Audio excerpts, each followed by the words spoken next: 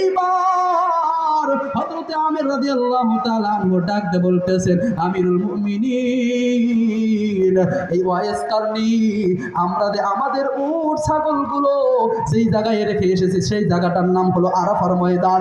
এই লোকটা ওয়াইস কারণী আরাফার ময়দানে আমাদের উট ছাগলগুলো চড়াইতেছে। চিৎকার দিয়ে বলা যাবে কি সুবহানাল্লাহ? আর আওয়াজ দিয়ে বলুন সুবহানাল্লাহ। আমার গাজীপুরের জেলার বাবাজি,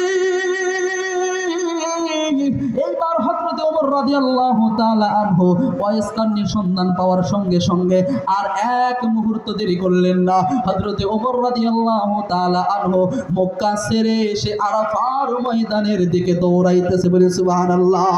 হযরত ওমর মক্কা থেকে আরাফার ময়দানে দৌড়াইতেছে।